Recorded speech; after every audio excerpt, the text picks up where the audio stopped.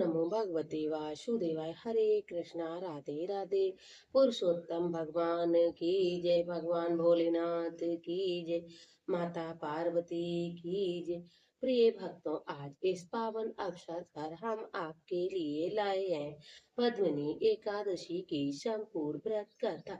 धर्मराज युधिष्ठिर ने भगवान श्री कृष्ण से कहा, हे भगवान, आप अधिक मास की शुक्ल पक्ष की एकादशी के विषय में हमें बतलाइए। उनका नाम क्या है और इस व्रत की विधि क्या है? इसमें किस देवता की पूजा की जाती है और इस व्रत में क्या फल मिलता है? तब भगवान श्री कृष्ण जी ने कहा, हे धर्मराज युधिष्ठिर, अधिक मास की एकादशी अनेक पुण्यों को देने वाली है और उनका नाम है पद्मिनी एकादशी। और यह व्रत मनुष्य विष्णु लोक को जाता है।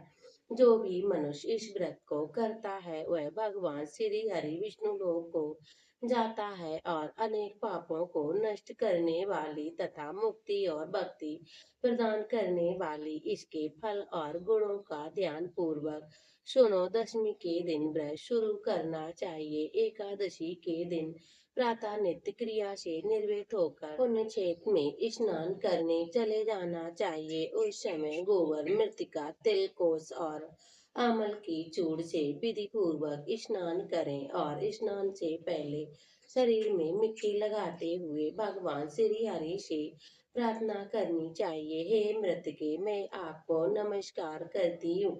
आपके ईश्वर से मेरा शरीर पवित्र हो और समस्त औषधियों से पैदा हुई और पृथ्वी को पवित्र करने वाली आप मुझे शुद्ध करो। ब्रह्मा जी के थूक से पैदा होने वाले आप मेरे शरीर को छूकर मुझे पवित्र करो।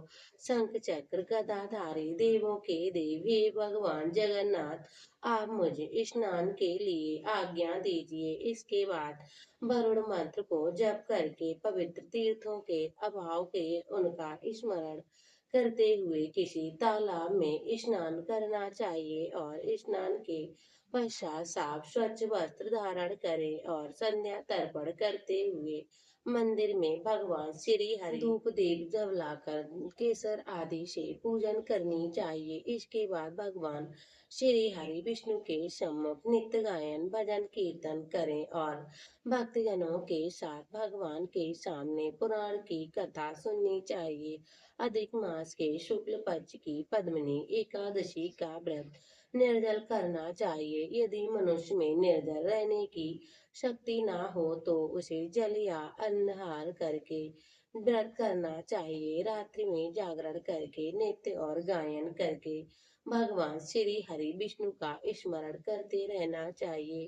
प्रतिपैर मनुष्य को भगवान या भगवान भोलेनाथ या महादेव भगवान श्री हरि विष्णु की पूजन करनी चाहिए। पहले पैर में भगवान को नारियल और दूसरे पैर में बेलपत्र, फल फूल और तीसरे पैर में सीताफल और चौथे में सुपारी और नारंगी अर्पण करनी चाहिए।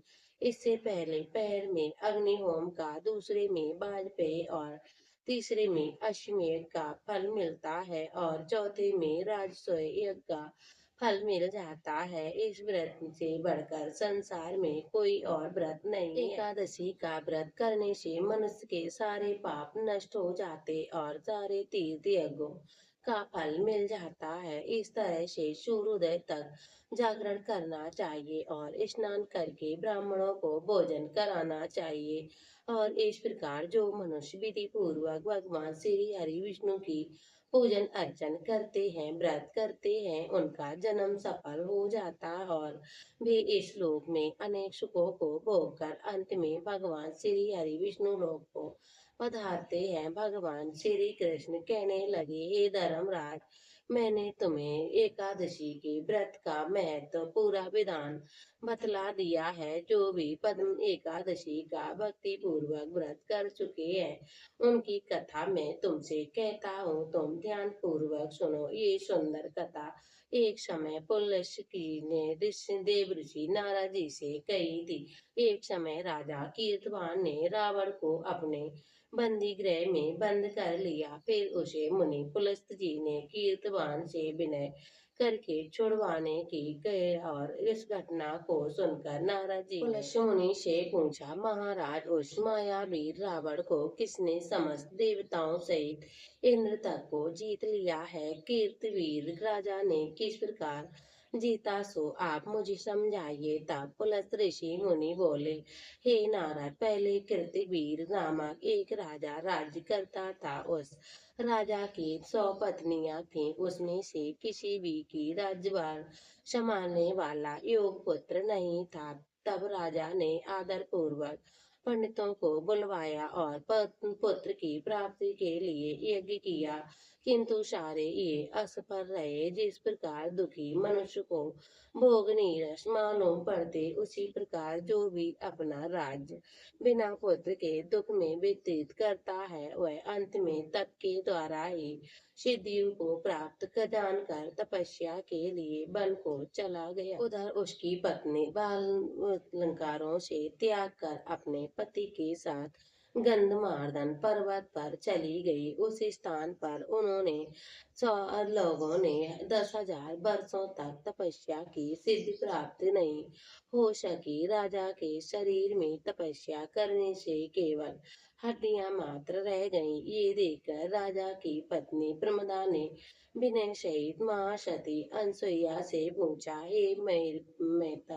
हे माता, मेरे पति देव को तपस्या करते हुए 10,000 वर्ष बीत गए, किंतु अभी तक भगवान श्री हरि प्रसन्न नहीं हुए जिससे मुझे पुत्र प्राप्त हो, और इस कारण मेरा मन बहुत दुखी है। पर इस पर देवी अनसुईया बोली, अधिक मास में जो 36 महीने बाद एकादशी आती है, 2 एकादशी आती है, जिसमें शुक्ल पक्ष की एकादशी का नाम पद्मिनी और कृष्ण पक्ष की एकादशी का नाम परमा है। उसके व्रत और जागरण करने से भगवान तुम्हें अवश्य पुत्र देंगे। इसके पश्चात देवी अनसुईया ने व्रत की विधि पूर्वक व्रत बतलाई, और तभी रानी ने देवी अनसुईया की बात विधि पूर्वक मानकर एकादशी का व्रत और फिर रात्रि जागरण कर दिया।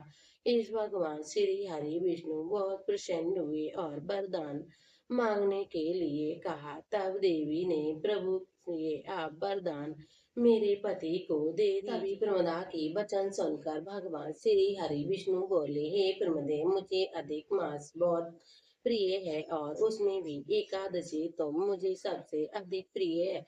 इस एकादशी का व्रत और रात्रि जागरण तुमने विधि पूर्वक किया है, इसीलिए मैं तुम पर अत्यंत प्रसन्न हूँ। ये कहकर भगवान श्री हरि विष्णु राजा से बोले, हे राजन, तुम अपनी इच्छा के अनुसार वर मांगो, क्योंकि तुम्हारी पत्नी ने मुझको प्रसन्न किया है। तब भगवान की मधुर वाणी सुनकर राजा बोले, हे भगवान, आप मुझे सबसे श्रेष्ठ सबके द्वारा पूजित तथा सबके अतिरिक्त देव दानव मनुष्य आदि से अजय उत्तम पुत्र प्रदान कीजिए। भगवान तथास्तु कहकर अंतर ध्यान हो गए। उसके बाद वे दोनों अपने राज्य को वापस लौट आए। उनके यहाँ कीर्तिमान पुत्र उत्पन्न हुआ।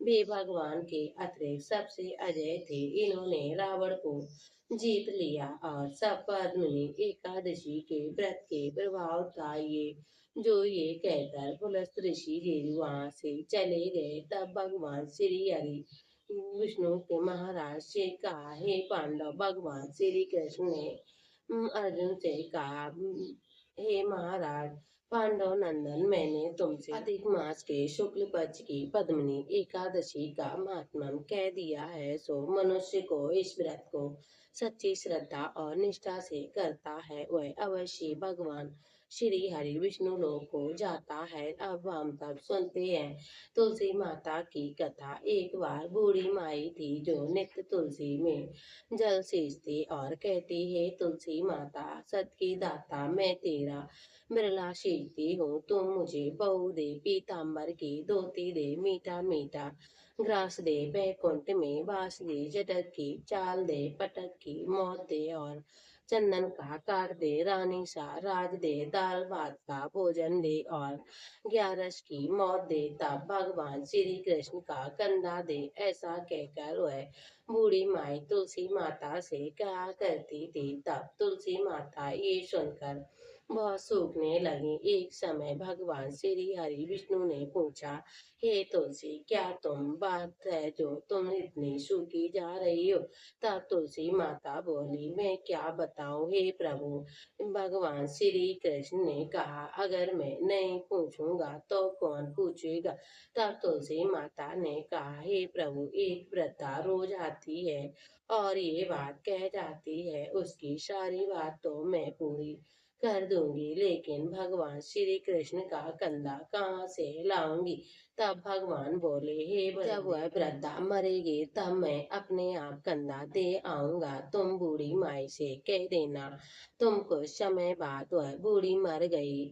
उधर वह कुछ समय बाद बूढ़ी माई मर गई। जब गांव वाले सभी लोग उनकी अर्थी लेकर जाने लगे तब किसी ने ऊँट नहीं रही। तब भगवान ने एक 12 वर्ष के बालक में रूप धारण करके बालक बने। भगवान श्री कृष्ण उन लोगों से कहा, हे भाइयों, इन बूढ़ी माई के कान में मुझे एक बात कह लेने दो, शायद उठ जाएं। अगर मैं इनके कान में एक बात कहूंगा तो ये जरूर उठ जाएगी। तब गांव वालों ने कहा, हम तो कोशिश करके हार चुके हैं, अब तुम भी देख लो। तब बालक बने भगवान श्री कृष्ण ने बूढ़ी माई के कान में कहा, हे बूढ़ी माई, मन की निकाल ले पीताम्बर की धोती ले, मीठा मीठा ग्रास ले, बैकुंठ में बास ले, चटक की चाल ले और पटक की मौत ले। भगवान श्री कृष्ण का कंधा ले। ये सुनकर बूढ़ी माई हल्की हो गई। तब भगवान ने उन्हें